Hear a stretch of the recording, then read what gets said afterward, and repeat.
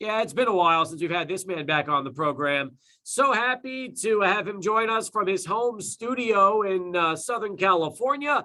A man that made El Paso his home for the last few years. And he joins us once again on Sports Talk. He is none other than Cody Decker. Deck, great to see you. And thanks so much for joining us here via Zoom. No, it is my pleasure, Steve. It's almost like I haven't left. It's almost like I still live in your guest room, as I was doing as recently as 2 months ago. I love your guest room, Steve. Love your family. Love you. You're the greatest roommate I've ever had. I appreciate that. The feeling's mutual, and that room just doesn't feel the same anymore. It's weird that it's now not being occupied during the week like it was for so long. It's a little strange for us, to be honest. Well, you know what? At least you have all my passwords to all my apps, and I get to wake up every morning to see what Diary of a Wimp Kid your son has been watching on all of my platforms. It's all over my Apple TV. I love it. It's, again, like I never left. The gift that keeps on giving. Cody's passwords to all of his online video accounts. That is a beautiful thing. Very nice. Allegedly, Netflix. Allegedly. There you go. That's right. Hey, by the way, you did something earlier today on Instagram that seems like a bucket list for anybody out there. And you might even put yourself in that mix because you had a chance earlier today to take batting practice at Dodger Stadium. I don't want to sit here and toot my own horn and brag, but it's not my first time. Made it to the big leagues. No, on top of that, it was I was able to bring some friends out with me as well. This was a scenario where an ex-college teammate of mine named Michael Shepard called me, and he had a spot for MLB. They needed me to go and put together a group of guys that could hit home runs and test out the radar system at Dodger Stadium because they never hosted a home run derby before. So they had to have all the TrackMan stuff, all the player comps on the wall. So up on the video boards, they had our player comps, and they were giving us our miles per hour, our distance, launch angle, exit velocity, all that. And then we were playing real home run derby rounds so they could prepare all the radar systems for it. So it was great. Got to hit a bunch of dingers, flew in a few friends from El Paso that I was working with over there at BIMO Elite Athletics. Brent Dean flew into town. John Figueroa, catcher out of Horizon, came over and did some work. It was great to have him there. He hit some bombs at Dodger Stadium. Will Gross and his father Kurt came out. Kurt from Powerball Bats cut some custom bats for the whole experience. Will took some swings. He has got no pop. He just barely hit a couple of ground rule doubles. But listen, you're not lying. Hitting at Dodger Stadium, it's a borderline bucket list thing. I got there this morning at 7 a.m. And even me, as an ex-player, someone who's played on that field but grew up in L.A., there's something about walking on a major league stadium. It's just there's something different about it. It's very cool. It's sacred ground is what it is. It really is. Sacred ground when you start to think about where you were and what history that ballpark has experienced ever since it was built in the mid-'60s, early to mid-'60s. And you're 100% right. I mean, Dodger Stadium now has got to be right around 60 years old, maybe a little less than that, but it's held up through the test of time, Dak. Oh, yeah, and it's beautiful, and it was great hitting out some of the T-Mobile two-colored balls today. Had to get those tested out.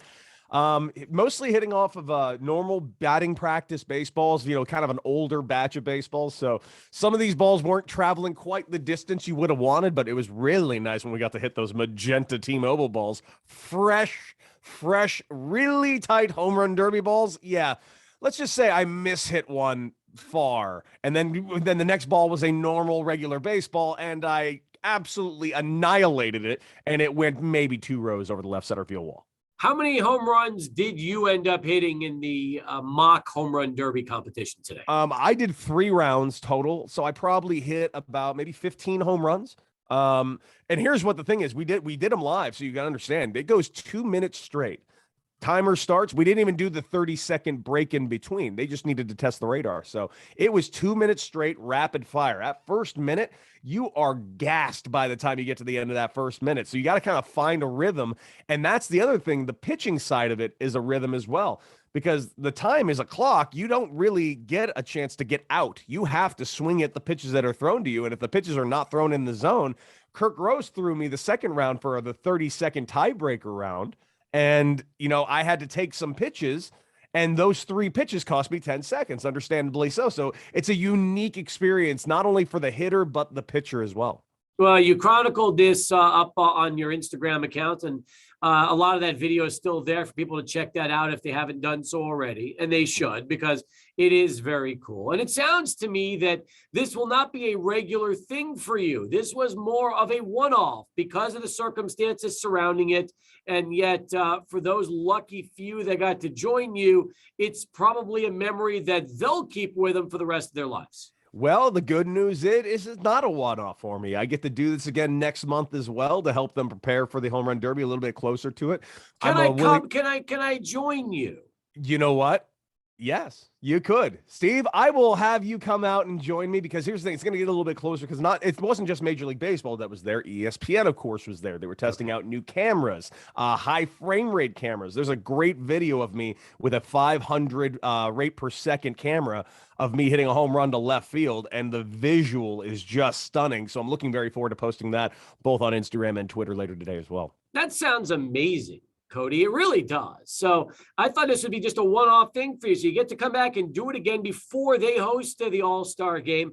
Again, if you've been out to Dodger Stadium, you know what the experience is like. But being on the field, it's just a different feeling. It really is. Now, you've lived on baseball stadiums, fields for really the last 15 years almost, ever since you started playing college through the pros, and your whole life you've been living. But now it's a little different when, as we said, you're in the big league park. What was Kurt like throwing BP? We've had him on the show quite a bit. How did he do? Really, really well, believe it or not. Kurt Gross is a very good BP pitcher, especially, and I'm not going to lie to you, and this is something I didn't prepare the other hitters for. There is a little anxiety getting into that batter's box. Even John Figueroa, who's a very, very talented hitter, he swung and missed at 2 pitches, because there's something about taking batting practice speed pitches, yes, with no tunnel over your head and a wide open space. It's a very different experience. So it's actually exceedingly tricky. Not to mention, there is a little bit of an anxiety about getting into a big league batter's box. The first thing that everybody wants to do is go and yank the ball, down the line. And it's very difficult to pull that off. So to be able to get your bearings and get your wits about you, to be able to not only go out there and swing the bat and perform, even with the few people that were there, it was only like 100 people that were there, maybe less. And most of them were up in the booth handling all the equipment, but it's phenomenal how well he threw BP in basically a high pressure spot. And he did phenomenal. Really, if I were to do a home run derby tomorrow, I might call Kurt Gross to throw it. Now, you've been in home run derbies before in minor league, in your minor league career. I know that. But using baseballs that will be used for the All-Star game weekend, especially the special balls, like you mentioned, is there a noticeable difference, as you talked about earlier, when you connect on one? Listen, I don't want to sit here and tell you what to do on the gambling lines when it comes to the home run derby when it eventually comes on. But all I have to say is whatever it is, take the over. Take the over.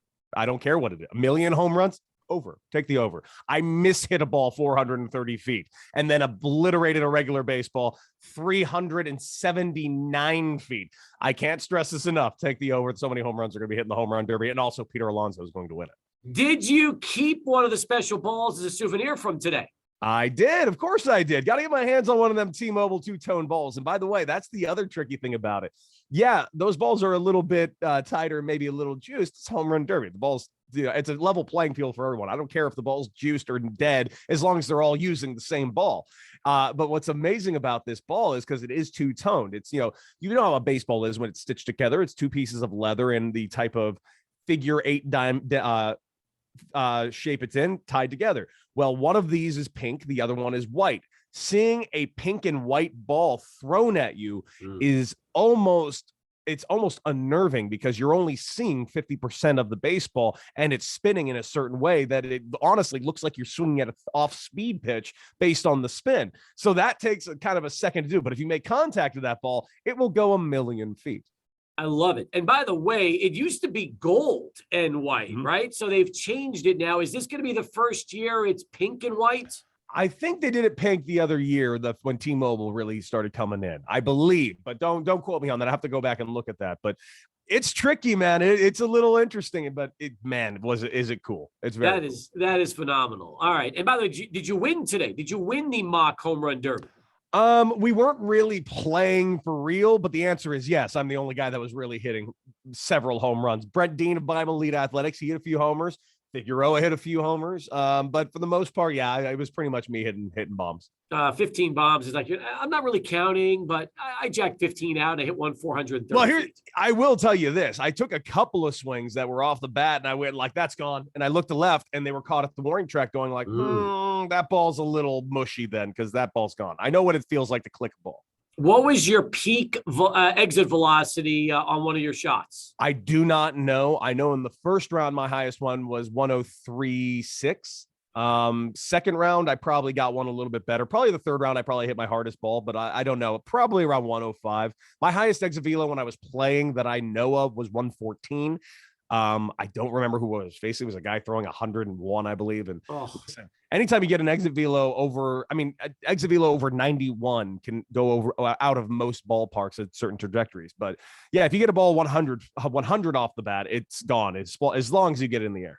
That's fantastic. I love it. All right. Cody Decker joining us here on Sports Talk as we continue. By the way, I was going to say veteran radio host because you are, but you're hosting so many shows right now. I can't keep up. On Odyssey, you've got a few. Tell me about what you're up to these days.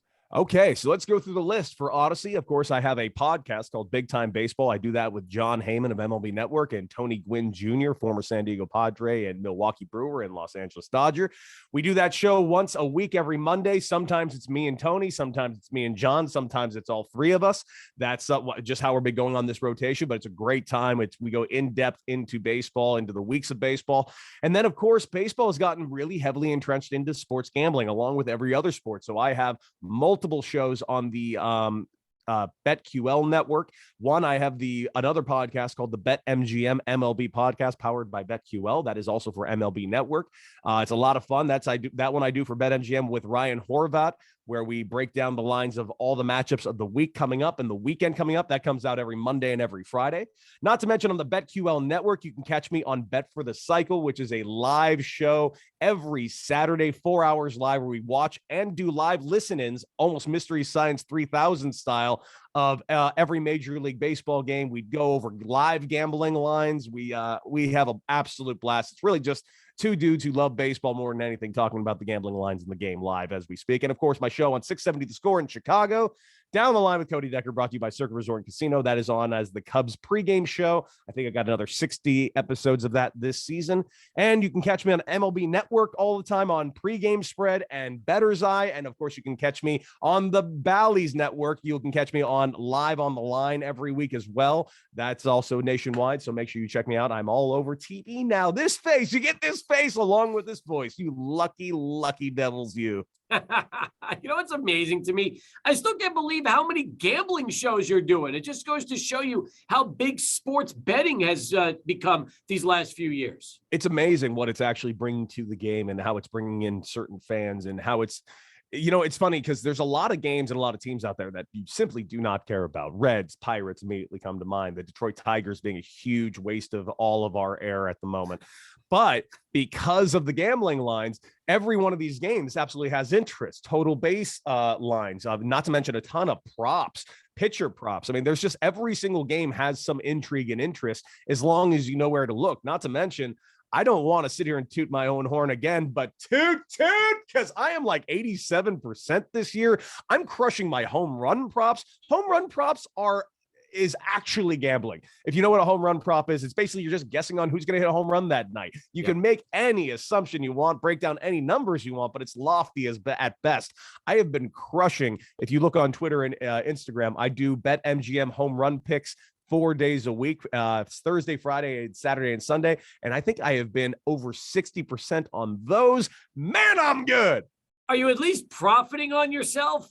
Besides the money you're making, you're not even betting on your own predictions? No, it's my job to tell you what to bet on. I don't gamble all that much. I sit around talking about baseball and breaking down the game, and I get to repurpose it into the gambling lines because, quite frankly, it's just baseball analysis with a different spin on it. And quite frankly, it's a blast. So if you bet what Cody's advising you, you're going to do well. You're going to win. It's as simple as that. I don't want to sit here and say that, but if MLB Network is calling me their gambling expert, I think you guys should probably listen in. We're back with Cody Decker, who's the host of about 9,000 radio and television shows right now, most of them involving sports gambling. He is doing everything. Was spending his morning out at Dodger Stadium. If you follow Cody on Instagram, you can watch the videos and see all that. A lot of fun because a lot of El Pasoans also joined him for that trip, and that was also profiled on the show earlier. So that was really cool. We talked a little baseball, by the way, with you, which is a lot of fun. Chihuahuas play tonight, 6:30. The ageless Tim Haggerty will be calling the action. And Dak, I'm sure of all the people you miss in El Paso, listening to Hags has got to be right up there with all of them. Tim Haggerty, not enough words can be said about how much I love him. His bright smile that is overly natural, and his perfect diction that he stole from the still alive, I realized, Vin Scully. I nearly said deceased, but he is not. I don't want to put that in the universe. Vin Scully, please live forever. Tim Haggerty, yeah, what a guy. Amazing announcer, wonderful person. I think the city of El Paso got spoiled when they got their hands on him, because I got to tell you, Tim Haggerty should have been in the big leagues years ago. I thought this all the way back to his days in Portland in announcing. He's just got a great voice, great cadence, and gets along with players well. Not enough words that I can say about how great Tim Haggerty is. And somebody actually made a nice comment my way in El Paso. It was Bob Moore, in fact. It was really kind of him to make a suggestion that if the Chihuahuas make a Hall of Fame, that I should be inducted. And I don't disagree entirely, but there are better names on the list. And the first name that came to my mind was Tim Haggerty. Tim Haggerty should probably be the first ever person ever inducted into the Chihuahuas Hall of Fame. Brad Taylor as well. But really, Tim Haggerty to me is the Chihuahuas. It's hard to induct current active employees into Halls of Fame. I mean, you are a former player, which then makes sense. It really does. So, I definitely think Hags and Brad and a lot of people will deserve their place when the time is right. But as a former player, On top of that, I think Haggerty eventually deserves a bronze statue in that booth someday. Like, that's what I think. I think someday Hags is going to be just immortalized in El Paso, as he should be, because truthfully, and I mean this, and if you're listening to this, Haggerty, I do not want you to let any of this go to your head, because I don't think you're talented at all. I think you're the best. You really are great. You've been doing this for so long, and man, I can't think of a single El Paso moment without Tim Haggerty's voice being attached to it. You talk so much baseball each and every day and throughout the week, especially in Chicago as well as nationally. You follow, you watch it all. So far through the first 2 months of the season, have you really enjoyed what you've had a chance to see as far as the quality of play on the field? Yes. Oh, man. The talent on the field this year has been phenomenal, but it's also been great to nitpick some of the talent that hasn't been great. For instance, the defense over in Philadelphia. I've been making fun of it for weeks because got to watch it firsthand. I got to watch it firsthand with an assistant GM of a baseball team. We're sitting there putting our hands at our faces going, my God, how is this a major league defense playing at the major league level? I've never seen a worse defensive professional team before. There's been amazing watching some people, be a disappointment thus far. There's been amazing things seeing guys go through the roof and get opportunities and take advantage of opportunities. I think about Chicago a lot. Someone like a Pete Schwindel or a Patrick Wisdom, guys that were career minor leaguers getting an opportunity to play. Patrick Wisdom doing a good job. Pete Schwindel getting sent down, called back up, and immediately homering twice in his recall up. There are bright spots all over this game right now. And I can't get enough of it. I'm watching 10, 15 games a day. It's not only because it's my job, but I love it. It's just the best right now. I got 5 games on my TVs now. Oh, that's phenomenal. By the way, rookie Julio Rodriguez is probably as successful of any of the true rookies this year in Major League Baseball. You've got Spencer Torkelson. He struggled a little bit for average, and we've seen some of the other guys like Bobby Witt Jr. up. And, yet if you see watching Rodriguez play, it just seems like he's getting more and more comfortable every time he takes the batter's box in Seattle. And that's impressive considering Kelenic has struggled so much these last couple of years in Seattle. Yeah, and not only that, I mean, it's a good sign because Seattle is a team that I did pick to win the AL West. They were sitting at plus 450 to start the year. I thought that was bonkers. This was a 90-win team last year that went out and got Adam Frazier, Jesse Winker, and Robbie Ray, and the team has underperformed exponentially. So that's a big problem over there in Seattle at the moment. Knowing that Rodriguez has been playing well is a good sign, considering the fact this team does need to turn it on at some point. I do think the Astros are going to come down to reality a little bit, and I think the Angels are going to come down to reality a little bit. I want the Angels to win, but I do not believe this is real. I've been telling people on shows to, keep playing them in the bets because they're hot right now. But when I tell people that, I do feel like an homeowner broker from like 2005 in Florida telling you, so I'm going to take this house and you should get this house as well, fully aware that the bubble is about to burst and just around the corner. And that's what I think the Angels are. I am not sold that it's real because their offense is so great. Their pitching has been great this year, but I can't imagine it's going to stay healthy all year long. Cody Decker with us here on Sports Talk. Did you expect the Mets to come out of the gates as good as they have been, especially without Jacob deGrom? Now they're without Max Scherzer. They've been without Tyler McGill. I mean, they're having to go deep into that rotation and try to keep it going. No, I think this team is exactly where they should be. I think them losing deGrom and Scherzer at this point is a nasty hit, but they have some depth, which is good. And here's the other good news for the Mets. Their division has been terrible so far this year. The NL East has been a division that everybody thought was going to be like the AL East. Oh, man, defending World Series champions. Look at the Phillies getting their hands on Schwarber and Castellanos. The Marlins got one of the best pitching staff in Major League Baseball. And I heard that the Nationals are there. But that's about it at the moment. And this is a team that's able to take advantage of everybody else's misfortune of playing terrible. The Braves are around 500. The Phillies are under 500. And it leaves the Mets to just dominate that division. And they're dominating under other divisions because their offense is just that good. It's the first time in a long time that I truly feel like the Mets are real. Meanwhile, the Padres have tried to keep themselves right in the middle of that race with the Dodgers, the Giants. It's been fun. I mean, if you look top to bottom, the NL West is probably the most competitive division you're going to see in baseball this year. I think it's the best division we've seen in baseball in years, plural. In fact, maybe even decades. We're currently sitting in a spot where the last place team is the Arizona Diamondbacks, who are sitting at 500. If the Diamondbacks were in any other division, they'd be in second place in their division. So it just shows you what a juggernaut of a league the NL West is. The Dodgers, obviously the best team in all of baseball. I know a lot of Padre fans are over there in over in El Paso right now, hearing me say this, not liking it. But listen, the Dodgers are just unbeatable. And I know everyone thinks their first thought is, oh, yeah, well, they bought their team. No, they didn't. I know their payroll's high. They did not buy this team. Most of these guys were developed and disregarded assets from other organizations. Max Muncy was released and got a minor league deal from away from the A's, and he worked himself up to being Max Muncy. Justin Turner was a cast off of the Mets. He worked himself on a minor league deal and did this. The Dodgers had to trade massive capital of the minor league system to get their hands on Mookie Betts, of which they eventually sent up to a good extension. But at the end of the day, the Dodgers' capital that they've really spent has been their own farm system rather than going just signing free agent high-priced players that you used to see the Yankees do in the off seasons in the late 90s. So the Dodgers are a self-sustaining factory of incredible talent, as are the Padres now. And now the Padres are willing to spend some money too.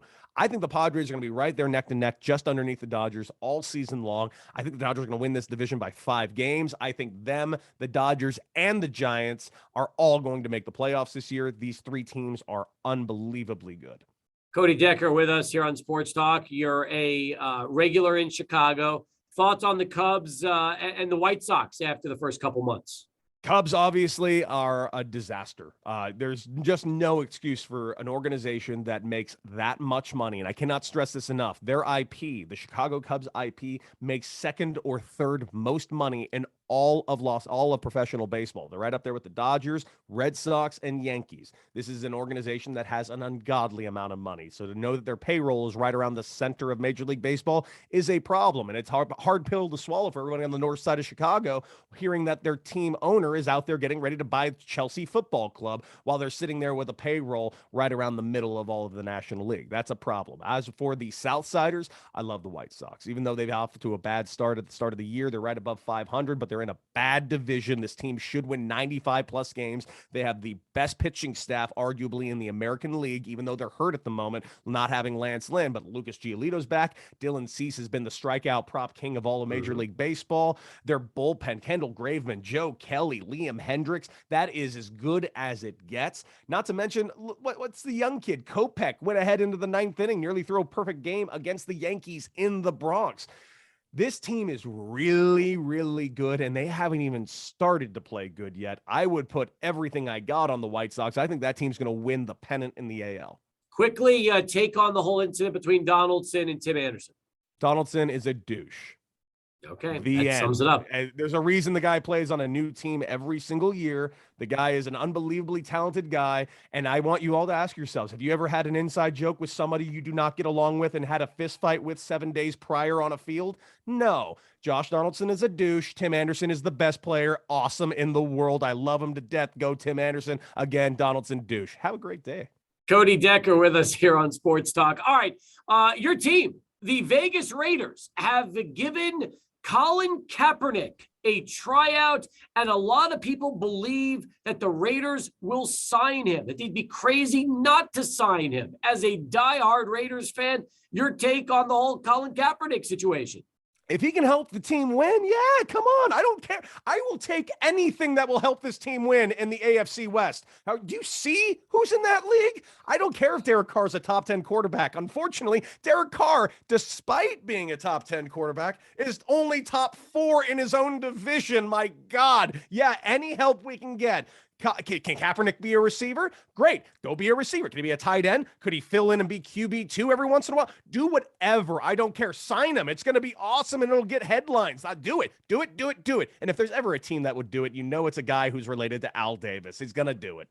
Good point. All right. As we wind it down with you, Deck, Adrian is with us right now on the Zoom call. And I want to bring Adrian on because you were with us in studio the day we decided to make a movie list for Adrian. You were there reacting to the movies he had not seen. We put it all together. And thus, after your appearance, we have started Adrian's movie reviews, which are now sponsored by Alamo Drafthouse. And every day he goes through another one of these movies that we handpicked for him that day that he hasn't seen and now rates them. I think this is a wonderful thing. One, he's getting cultured. He's getting schooled, and he went ahead and got himself a scholarship. I'm going to call it a scholarship because I do feel like he's like a young college student. He's got himself an Alamo Drafthouse scholarship, which is about as nice as it gets in El Paso, Texas. Trust me, I've been to that Alamo Drafthouse over in Montecito. I practically lived at that Alamo Drafthouse in Montecito. I went there every single night. I'm not even getting paid, and I'm telling people, yeah, go to the Drafthouse in Montecito and see every movie possible. I literally was there at that bar every single night taking notes, and I would see a movie, even movies I didn't want to see. You're welcome for that free plug. Oh, my God. Adrian, great call on Slapshot. Told you. By the way, just out of curiosity, and I'm wondering about this, Adrian reviews movies with bananas. Okay. So if it's the golden banana, he gives him 10 bananas all the way down to 1. I think 2 has been, what's been the worst movie you've reviewed so far? What got 2 stars? Okay. Let me look. I think it was like the fish out of bathtub or fish out of water, something like that. Fish called Wanda. No, he hadn't seen Fish Called Wanda yet. He wouldn't like a fish called Wanda. That's a tough sell for him. I like A Fish Called Wanda. But A Fish in the Bathtub. That's the movie. I've never even heard of this movie. I'm good on this one. Don't worry. All right. What else? Did you also give another movie 2 stars? Oh, you know what he hated? He hated Everybody's All-American. Really? Yeah. I was surprised. I was surprised about that too. He didn't like it. Okay, but it's not making me go like, wait a second. You hated Back to the Future. It's at least it's not that. I mean, it's something. No, but he's only had, I think, 2 perfect reviews. Today, Slapshot got the golden banana, as did Raging Bull.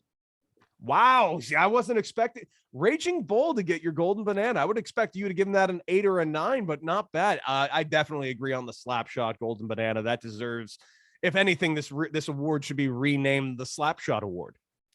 I'm with you on that. And I also think Evil Dead 2 was almost there. It was I know almost that, a golden banana. I'm telling you, that movie, I was just talking with him because we were talking about the trilogy. Evil Dead 1, I can understand you giving it like a 5 or a 6. It's dated, it's low rent, very, very poorly made. But Evil Dead 2, I can go watch right now, like right this exact second. It's hilarious. It's terrifying. Oh, and it's hilarious. I can't get enough of it. Well, and the cool thing is Adrian had never heard or seen Bruce Campbell prior to these movies. Now you better be getting ready to get a Bruce Campbell tattoo soon. If I don't see Bubba Hotep tattooed on the left pec very soon in some Polynesian style that wraps around all the way around your shoulder and neck, we're no longer friends. I'm the president of the Bruce Campbell fan club. Yes, that's what I want to hear. Now he's got to go watch Burn Notice and get into that. That'll be coming soon, that's for sure. All right, Cody, it's been great having you. When will your next radio appearance be? My next radio appearance will be tomorrow. I'll be on 670 The Score tomorrow for about an hour with Dan Bernstein on the Dan Bernstein Show. After that, I will have a new episode of BetMGM MLB podcast powered by BetQL. That'll be available in podcast form on the Odyssey app or wherever you get your favorite podcasts. Like, share, and subscribe. Monday, you'll get a new Big Time Baseball for me. And Saturday, Bet for the Cycle live on the BetQL network. And, you can listen to it live on the Odyssey network. It's live on Twitch in video form. You guys can interact with us live on the show. We have a blast. Join me. Follow me on Twitter at Decker6 and check out all the home runs I hit today. We're at Dodger Stadium on Instagram, Anti-Hero Baseball. Awesome stuff. Hey, listen, it was absolutely great having you back on the show. We appreciate the time and look forward to the next opportunity we get to chat with you, Deck. The only reason I'm even alive is because of you, Steve Kapowitz. I love you. You're the best. Adrian, keep watching good movies.